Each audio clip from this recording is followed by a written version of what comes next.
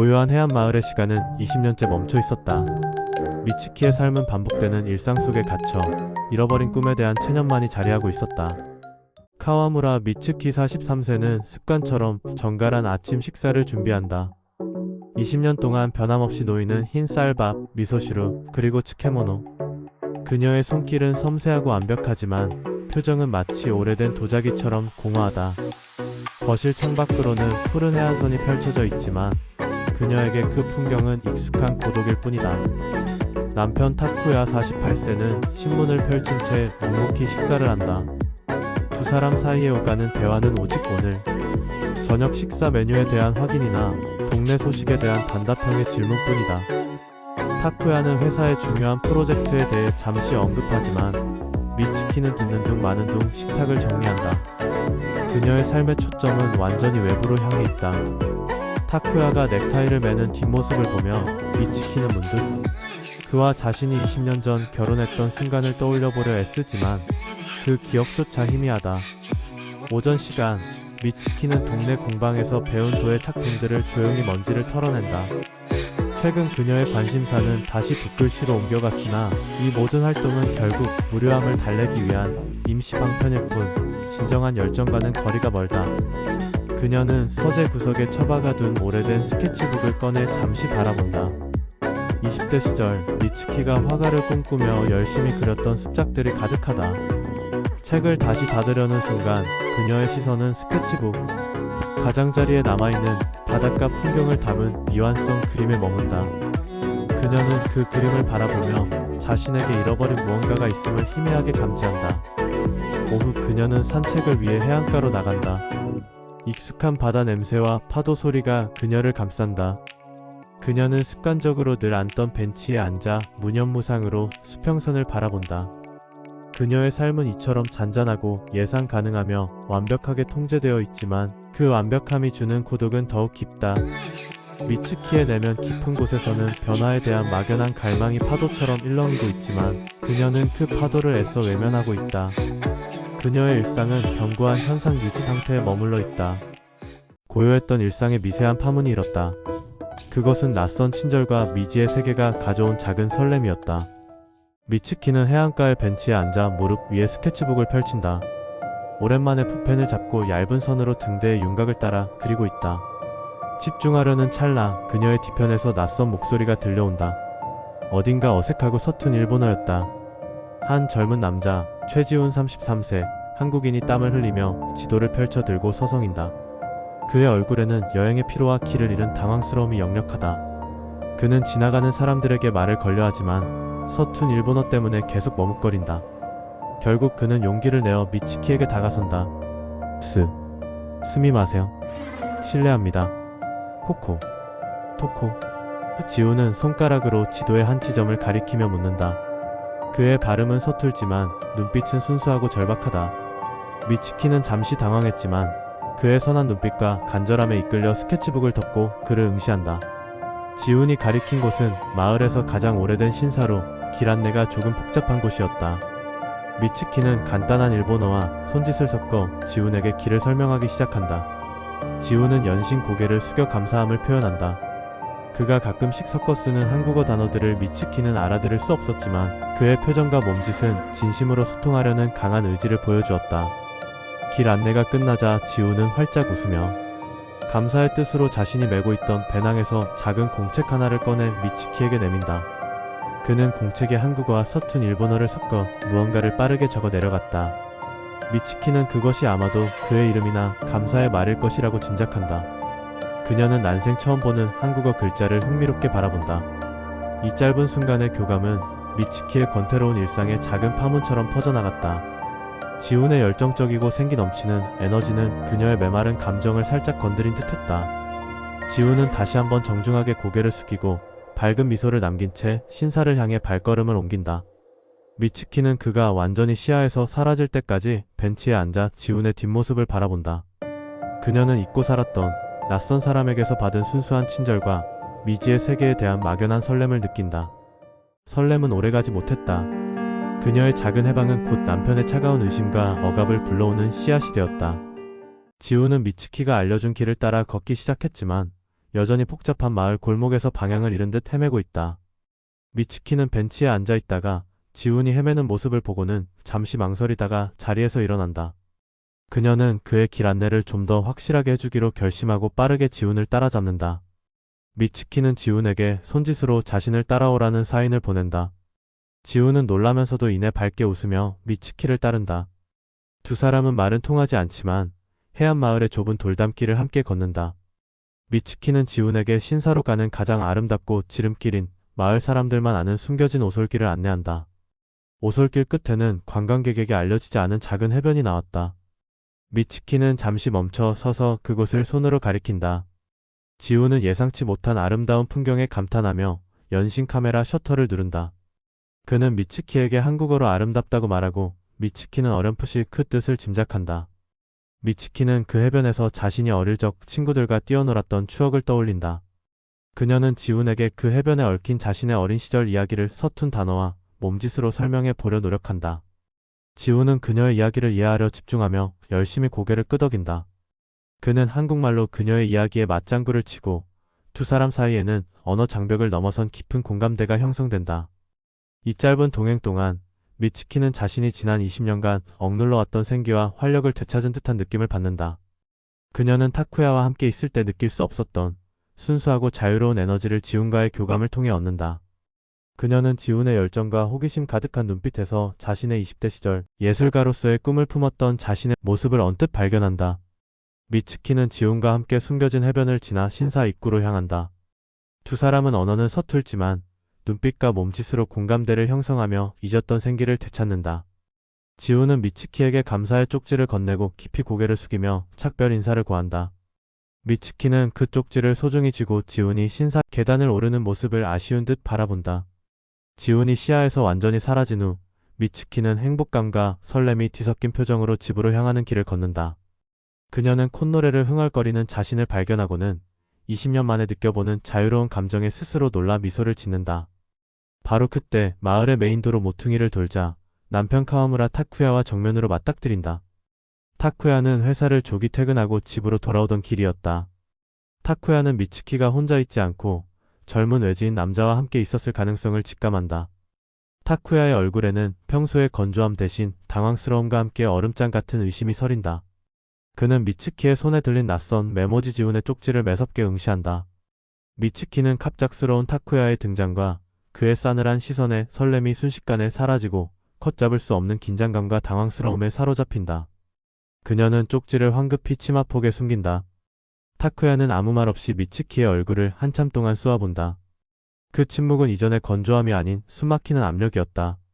미츠키는 지훈에 대해 설명하려 하지만 타쿠야는 그녀의 말을 가로막고 무거운 침묵 속에서 그녀의 손목을 잡고 강압적으로 집으로 끌고 간다.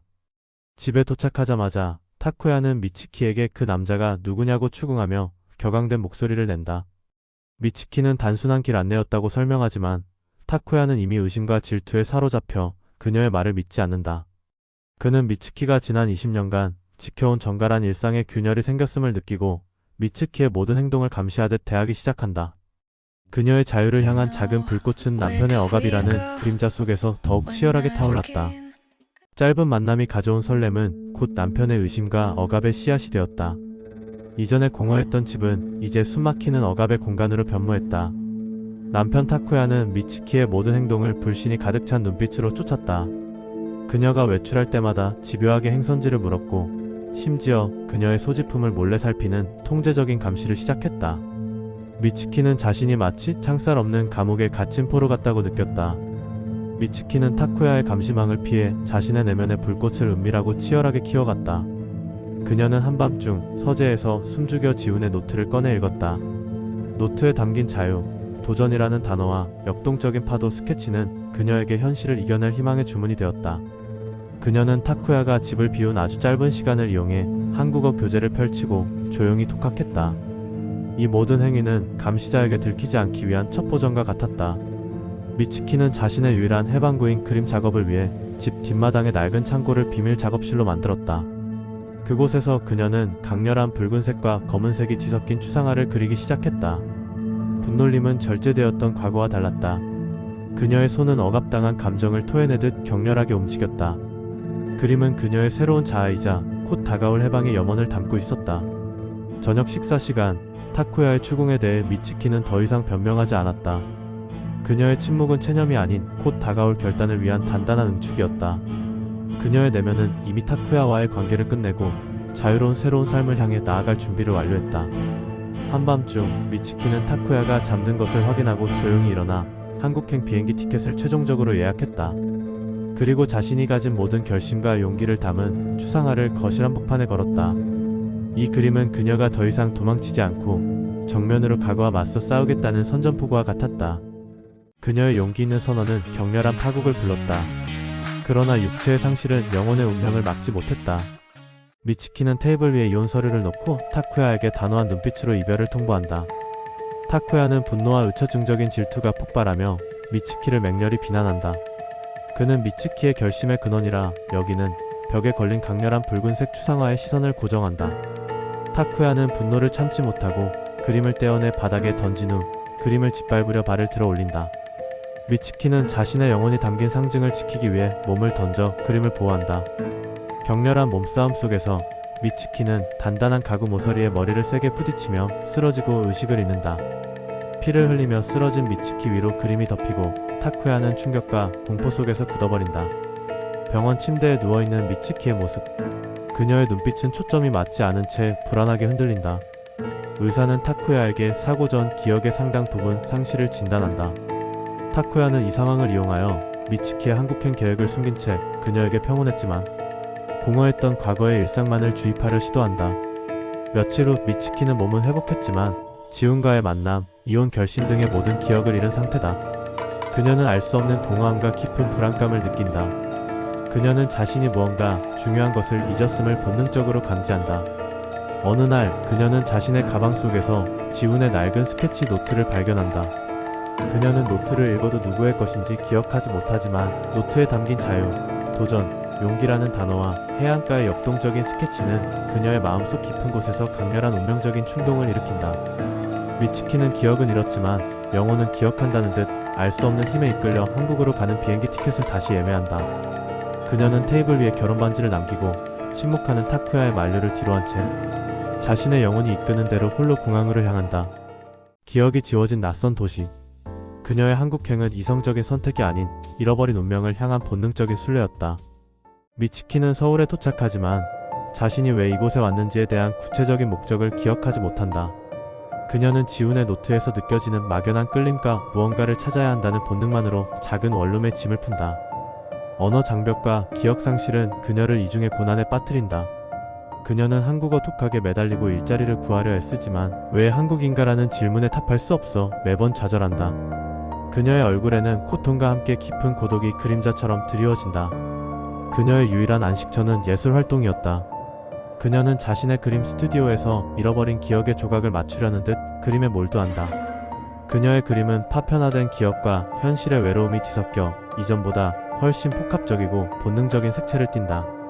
그녀는 자신이 왜 이 그림을 그리는지 모르지만 그림을 그릴 때만 마음속 깊은 곳에 불안이 해소됨을 느낀다. 미츠키는 잃어버린 과거와의 연결고리를 찾으려는 듯 갤러리에서 통역 자원봉사를 시작한다. 그녀는 낯선 사람들과의 교류를 통해 자신의 삶에 대한 단서를 찾으려 노력한다. 2년의 시간이 흐르는 동안 그녀의 한국어 실력은 향상되었고 그녀의 작품은 기억을 잃은 화가의 신비로운 작품으로 갤러리 관계자들의 주목을 받기 시작한다. 그녀는 기억은 없지만 운명적인 끌림에 의해 화가로서의 길을 꿋꿋하게 걸어나간다. 마침내 잃어버린 운명의 퍼즐이 맞춰지는 순간 지워졌던 기억과 자아는 동시에 복원되었다. 미츠키는 통역 자원봉사 중 지훈의 특별 전시 코너 앞에서 멈춰선다. 전시된 사진과 에세이의 제목 고요 속의 파장과 첫 문구인 서툰 친절이 나의 지도가 되었다는 그녀의 잃어버린 기억 속에서 강렬한 파장을 일으킨다. 작가 이름이 최지훈임을 확인하지만 그녀는 여전히 그를 기억하지 못한다. 그 순간 지훈이 인파를 뚫고 미츠키에게 다가선다. 지훈은 그녀의 얼굴을 보자마자 희열과 함께 미츠키가 자신을 알아보지 못한다는 사실에 깊은 슬픔을 느낀다. 그는 미츠키의 상태를 직감하고 말 대신 행동으로 과거를 증명하려 한다. 지훈은 자신의 전시 에세이집을 펼쳐 미츠키의 시야에 가져다 댄다. 페이지에는 미츠키의 서툰 일본어 단어와 그림 조각이 그의 예술적 영감의 근원임을 증명하는 시각적 증거로 남아있다. 미츠키가 그 증거를 응시하는 순간 그녀의 머리에 강렬한 통증이 엄습한다. 잃었던 기억의 조각들이 폭포수처럼 되살아난다. 설렘, 억압, 타쿠야의 폭력과 충돌까지 지훈과의 운명적인 만남과 고난의 모든 기억이 순식간에 복원된다. 미츠키는 충격과 감격에 휩싸여 흐느끼지만 이제 그녀의 눈빛은 잃었던 자아를 되찾은 해방감으로 가득 찬다. 그녀는 지훈의 품에 안기며 단순한 재회가 아닌 자신의 잃었던 존재와 기억의 완성을 확인한다. 지훈은 그녀의 등을 토닥이며 눈물의 재회를 맞는다. 모든 고난은 마침내 끝났다. 그녀의 여정은 잃어버린 꿈을 찾는 것에서 잃어버린 자아와 운명을 완성하는 것으로 귀결되었다. 시간은 3년이 흘렀다. 미츠키는 서울 홍대 인근에 자신의 이름을 내건 그림 스튜디오 미츠키의 바다를 운영하는 어엿한 성공한 화가로 자리매김했다. 그녀의 그림은 일본의 섬세함과 한국의 역동성이 결합된 독창적인 화풍으로 큰 인기를 얻었다. 지훈 역시 그녀의 삶과 작품을 영감으로 삼는 유명 작가로 왕성하게 활동했다. 그들은 서로의 고난과 성취를 공유하며 진정한 동반자로서의 삶을 살았다. 그해 가을 두 사람은 추억이 깃든 일본 해안마을을 다시 찾았다. 그들이 처음 만났던 벤치 옆에 나란히 앉아 각자의 작업을 했다. 미츠키가 그리는 그림은 기억 상실의 고난을 겪기 전 혹은 억압 속에 있을 때의 그림과는 완전히 달랐다. 그림은 깊고 푸른 바다 위에 떠오르는 황금빛 햇살처럼 자유와 조화, 그리고 내면의 깊은 평온함을 표현했다. 그녀의 분놀림은 망설임 없이 유려했으며 자신감과 성숙함이 넘쳤다. 미츠키는 붓을 내려놓고 지훈의 손을 부드럽게 잡았다. 그녀는 말없이 그에게 모든 감사와 사랑을 담은 눈빛을 보냈다. 지훈 역시 그녀의 변화와 성숙을 존경하며 영혼의 동반자로서 그녀를 응시했다. 두 사람은 벤치에서 일어나 해안선을 따라 걸어갔다. 미츠키는 잠시 멈춰서서 예전에 살던 집 쪽을 바라보았다. 과거의 집 앞 우편함 옆에 낯선 새 명패가 걸려 있었다. 그 명패 옆에는 타쿠야가 이사하며 남긴 듯한 작은 흰색 도자기 하나가 놓여 있었다. 그것은 미츠키가 결혼 생활 동안 만들었던 정적인 도의 작품과 닮아 있었지만 겉면에는 조금 서툰 듯한 풋터치로 건강과 행복라는 응원의 메시지가 새겨져 있었다. 비록 서툰 방식이었지만 그것은 그들의 과거에 대한 인정이자 그녀의 새로운 삶을 향한 무언의 응원이었다. 미츠키는 그 도자기를 잠시 응시했다. 그녀의 표정은 분노나 후회가 아닌 고난을 극복한 자의 초연한 이해와 용서를 담고 있었다. 그녀는 그 역시 자신의 방식으로 고통을 겪었음을 깨달았다. 그녀는 과거의 억압으로부터 완전히 자유로워졌음을 느꼈다. 미츠키는 자신의 손에 끼워진 자유와 사랑을 상징하는 새로운 반지를 어루만졌다. 그녀의 시선은 맑았고 내면의 평화와 강인함이 느껴졌다. 그녀는 지훈과의 짧은 첫 만남, 타쿠야의 폭력, 기억 상실의 고통, 그리고 한국에서의 2년간의 외로운 방황까지 모든 역경이 결국 이 순간, 이 자리로 자신을 이끌기 위한 정교한 운명의 지도였음을 깨달았다.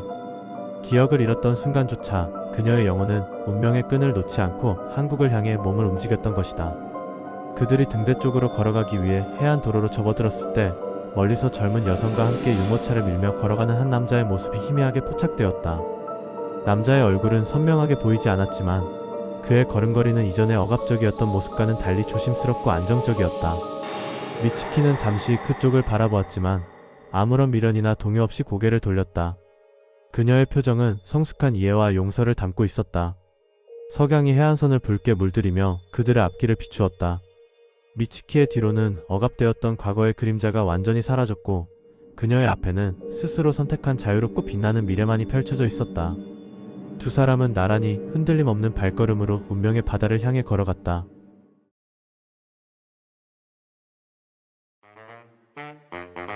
이 스토리는 제 채널의 첫 번째 이야기입니다. 앞으로도 여러분의 마음을 움직일 운명적인 이야기들을 꾸준히 찾아가겠습니다. 구독 버튼을 눌러 다음 이야기도 놓치지 마세요. 감사합니다.